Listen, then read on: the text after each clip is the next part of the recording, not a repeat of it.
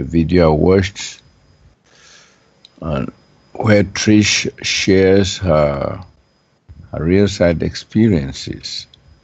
Trish, who was a former corporation member. So she recounts in her experience how she meets this high initiate who suddenly died.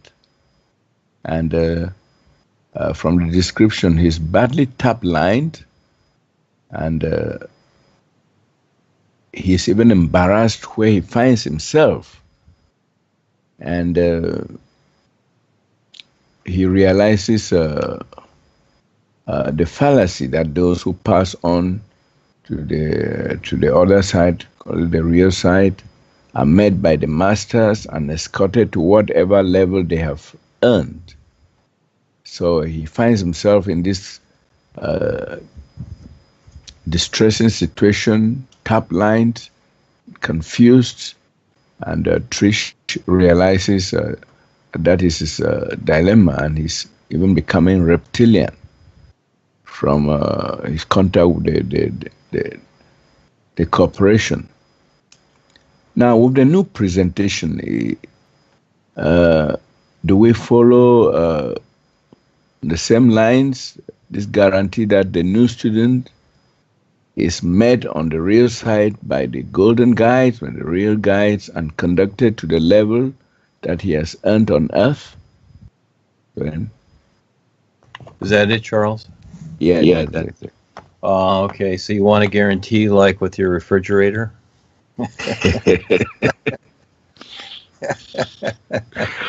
They have good ones at Walmart. Walmart has the best guarantees. You can get 3 years. It's not that expensive at all. There's a movie, and I'm assuming you saw it. It's an old one called The Godfather, with Marlon Brando and De Niro. What's his name? Etc. And then Al Pacino later comes on. He's the son, etc. He comes in, moves in, eventually becomes the Godfather.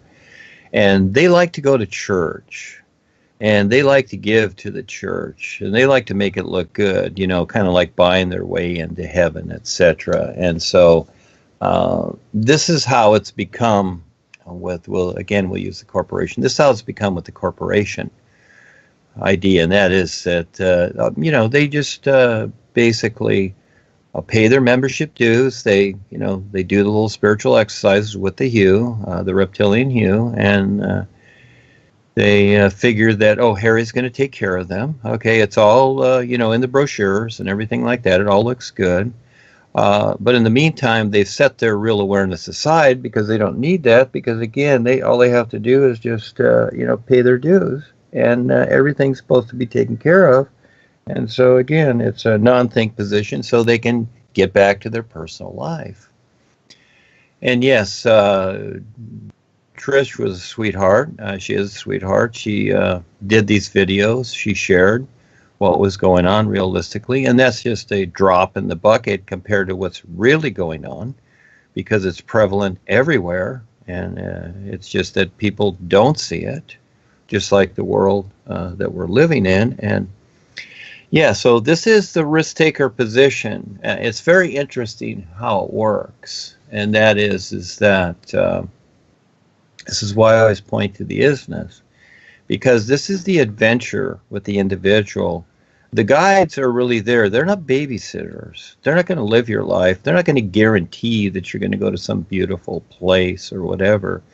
You have to figure that out. Just like here, you figure out your life here and where you're going to live and how you're going to live this life and what you're going to do in this life. And they're just letting people know that there is something else.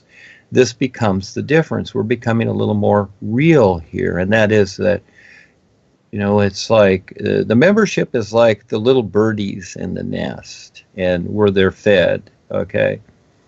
But if the little birdie dies in the nest, then on the real side, probably more than likely, the little birdie's still going to be in a nest somewhere thinking that, oh, gee, I thought I was going to go to heaven, but I'm still stuck here in the nest. It's kind of like that. So at a certain point in the physical sense, because everything complies with your real awareness, even though you are not aware of this, it complies with it. So, as the birdie in the physical sense gets out and flies and has his own life and flies everywhere, well, so it is on the real side. You decide. The boys are just showing you what else is possible. It's not that you follow them around like a little duck and follow the mama duck. No, that's not it. There's a bigger adventure to be had, but at the same time, learning to make sense with the whole of life more so than the personal side. Now, that's the challenge. That's the biggest challenge ever. Seeing that personal side. And again, yeah, a person can go out and do whatever they want.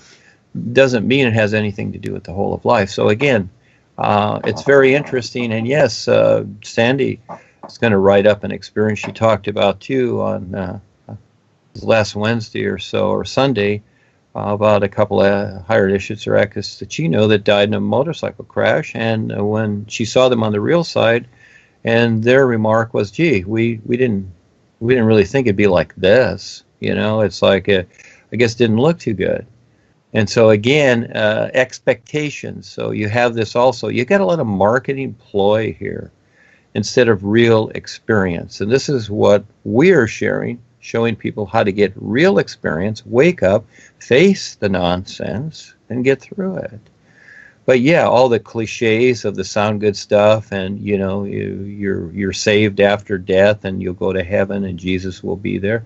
Well, that's all nice. That's a great production, but is it so? Because it's really the individual's choice. So, yeah, still people come into this looking for guarantees. There's no guarantees with anything. It's a roll of the dice. You have to be the real risk taker.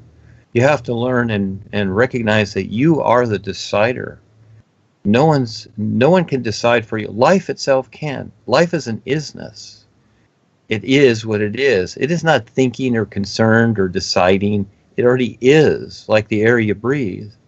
But more so because it's all alive. And to recognize this all aliveness and at the same time see what's taking place here. Again, even Paul specified this. Life is about real survival. What we've come to know here is a lifestyle of being dependent upon things that come and go that really don't matter. But in the meantime, yes, we do use them, but realistically seeing them. And what's so cool is that once you have the total awareness is talked about, you see everything, and then creation is fine. You know how to handle it, and you can have fun in creation, but that's not the idea. From my view, what I see is I support the is and how it sees what it sees. That's all that matters to me. And however creation applies, fine, I do it. I do whatever I can here. And so, but I see that. That's number one with me. That's everything. And it only gets better as I focus on that. But again, when people put their personal life first, they're going to run into these situations, and they're going to end up confused and wonder why they're there, because they didn't recognize the choices that they made. They didn't recognize their intent, okay, which is the real awareness. And they didn't know how to position their intent. They weren't taught that. You're not taught that in the membership. Not at all. You're just taught to just be duh and listen to Harry and, read the books, do the spiritual exercises, which just brings in more tap lining. And once in a while, they'll send you one of their fake initiations. That's the whole routine. And everybody feels good because, again, their personal la-la land life comes first, which there is no such thing here, but that comes first. And so, again, they've paid their way, just like the Godfather goes to the church once in a while and pays the reptilian priests, a few bucks, thinking that, oh, I'll be taken care of. Yeah, they do have a protection racket there. They protect each other until they run out of food. Then they eat each other. That's their MO too. So life is interesting in creation, isn't it? But we need creation, like I said.